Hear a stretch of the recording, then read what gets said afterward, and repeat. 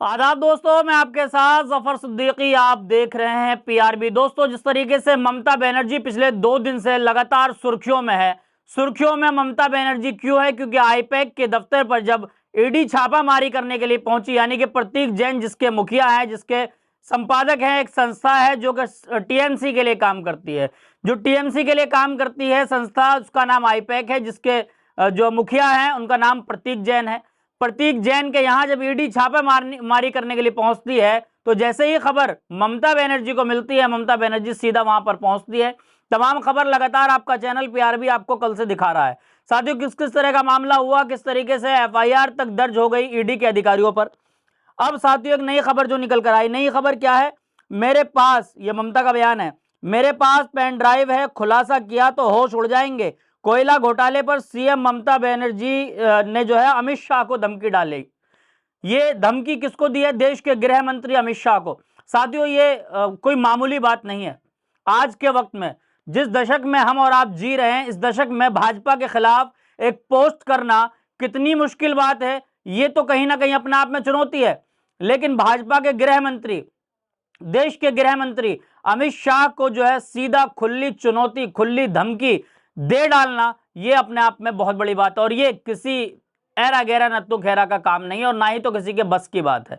ये बस की बात सिर्फ एक मुख्यमंत्री ऐसे राज्य की जिसका नाम ममता बनर्जी है, जो लगातार इनकी आंख में आंख डाल के बात करने का काम करती है। क्योंकि ममता बनर्जी ने पिछले दिनों, आपको पता होगा, कोलकाता पुलिस ने किस तरीके से जो है चुनाव आयोग तक पर एफआईआर दर्ज कराई। चुनाव आयोग पर एफआईआर दर्ज कराना कोई मामूली बात नहीं है, लेकिन ममता बनर्जी के द्वारा, मतलब उनकी बंगाल की जो पुलिस है, उनसे एफआईआर दर्ज कराई गई। और अब सीधा जो है ईडी के खिलाफ एफआईआर दर्ज हुई, मामला हाईकोर्ट तक पहुंच गया है। हाईकोर्ट में ईडी ने यह कहा कि हम जब अपना काम कर रहे थे, हम किसी घोटाले की जांच करने आए थे, तो ममता बनर्जी ने उसमें बाधा डाला। ममता बनर्जी का यह कहना है कि जैसे ही मुझे खबर मिली, मैं सीधा दफ्तर पहुंची, वहां से अपनी जरूरी दस्तावेज, जो हमारी पार्टी के दस्तावेज है, कुछ सीडी है, कुछ कैसेट है, उनको लाना बेहद जरूरी था। क्यों? क्या अमित शाह का यह काम है कि अमित शाह चुनाव को प्रभावित करे? क्या अमित शाह का यह काम है कि किसी के दफ्तर से आप जो है जबरन कोई सीडी उठाकर ले आए, जबरन कोई वहां से उनके वोट के दस्तावेज उठाकर ले आए? किस तरीके से पार्टी अपनी नीति बना रही है, उस पर किस तरह का काम करना है, क्या यह अमित शाह का काम है? ये तमाम बातें ममता बनर्जी ने कल गुस्से में कही। साथियों, तस्वीर क्या है, एक एक करके दिखाने जा रहा हूं। जो खबर मेरे तक पहुंची थी, जो मैंने आपको खबर अभी बताई, मेरे पास पेन ड्राइव है, खुलासा किया तो होश उड़ जाएंगे। कोयला घोटाले पर सीएम ममता बनर्जी की अमित शाह को धमकी। ममता बनर्जी ने दावा किया कि उनके पास कोयला घोटाले में अमित शाह की संलिप्तता की सबूत पेन ड्राइव में है।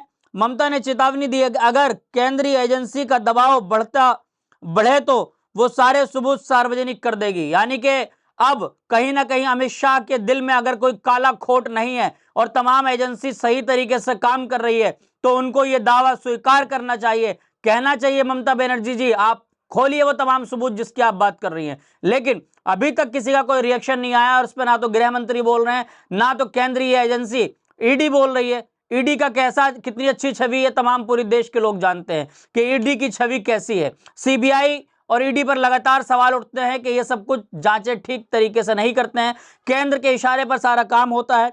जो खबर है ये आज तक की आपके स्क्रीन पर लगा देता हूं। साथियों, इसके बाद और दूसरी खबर है, वो भी आपको बताने जा रहा हूं।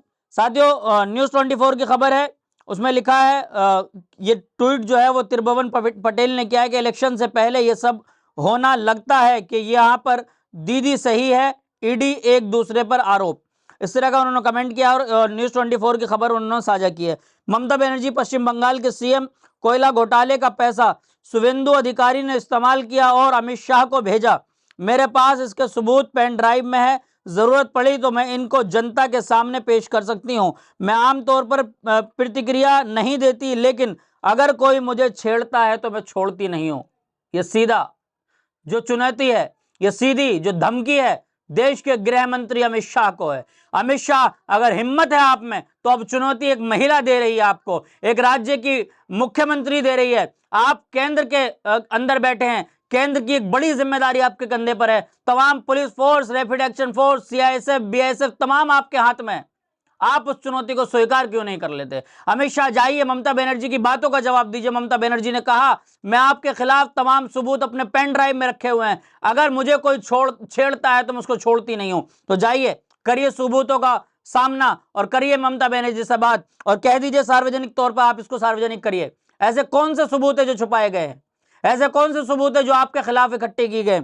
साथियों, आज तक की यह खबर और दिखाने जा रहा हूं। खबर क्या है? सीएम ममता बनर्जी ने फिर ये कहा मेरे पास पेन ड्राइव है, खुलासा किया तो होश उड़ जाएंगे। ये मैं आपको पढ़कर सुना चुका हूं। साथियों, कल से लगातार ममता बनर्जी के तमाम लोग सुर्खियों में, चाहे उनके टीएमसी के नेता हो, चाहे और तमाम लोग हो। साथियों, कल शाम एक तस्वीर और निकल कर आई। तस्वीर कहां से? पश्चिम बंगाल से।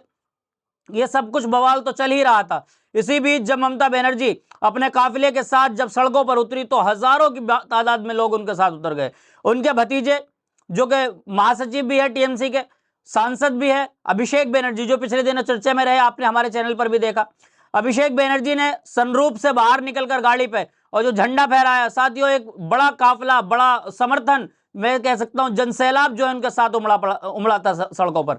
तो साथियों, तमाम खबरें हैं कि जिस तरीके से ममता बनर्जी को लगातार समर्थन मिल रहा है। ममता बनर्जी ने जो एफआईआर कराई है, अब उस एफआईआर में कितनी मजबूती होने वाली है इस पेन ड्राइव की एंट्री होने के बाद। यानी कि पेन ड्राइव की एंट्री ने कहीं ना कहीं तमाम बीजेपी के लोगों में जो है वो बेचैनी मचा दी है। बेचैन इस वजह से हो गए कि सोच रहे हैं कि ऐसा कौन से सबूत है जो हमारे खिलाफ खोल दिए जाएंगे। साथियों, इसी पर आजाद सिपाही नाम का एक एक्स पर हैंडल है, उन्होंने एक अखबार की कटिंग जो है साझा की है। उन्होंने लिखा है कि ईडी के रेड के बाद दिल्ली कोलकाता में टीएमसी ने रैली की और उसमें नीचे लिखा है कि मुझे छेड़ोगे तो छोड़ूंगी नहीं ममता बनर्जी। ईडी के रेड के बाद दिल्ली कोलकाता में टीएमसी ने रैली की, मुझे छेड़ोगे तो छोड़ूंगी नहीं ममता बनर्जी। साथियों, जिस तरीके से कल जो कुछ हुआ ईडी के दफ्तर के, ईडी ने जिस तरीके से छापामारी करनी पड़ी थी, उसके बाद जो तस्वीरें दिल्ली से निकल कर आई, मतलब पश्चिम बंगाल से लेकर दिल्ली तक तमाम सत्ता में हलचल मचा दी एक औरत ने, जिसका नाम ममता बनर्जी है, जिसको बंगाल के अंदर मैं कहा जाता है, यानी कि बेटी कहा जाता है। बंगाल की बेटी ममता बनर्जी ने वो इतिहास रच दिया है उन सरकारी एजेंसियों के खिलाफ, वो जो अपने आप को ये दावे करती है कि हम स्वतंत्र एजेंसी है, हम सही तरीके से काम करते हैं, निष्पक्ष काम करते हैं, उनको कहीं ना कहीं ममता बनर्जी ने आईना दिखाने का काम किया है। लेकिन क्या ये आईने की आड़ और ये तमाम चीजें पश्चिम बंगाल के चुनाव में काम आ पाएंगी? ये सबसे बड़ा सवाल है, क्योंकि तमाम जो ये चीजें की जा रही है, जो ईडी के सबूत इकट्ठे किए जा रहे हैं, 7 साल पुराना कोयले घोटाले का जो आरोप है, क्या वो सिद्ध हो पाएगा? साथियों, कई खबरें हैं। ममता बनर्जी जिस तरीके से सड़कों पर उतारी थी, वो कल हमने आपको वीडियो दिखाई थी, लेकिन अब मैं आपको वीडियो दिखाने जा रहा हूं जिस वीडियो का मैंने जिक्र किया कि एक बड़ा जनसैलाब उनके साथ उतरा। देखिए इस वीडियो को आप।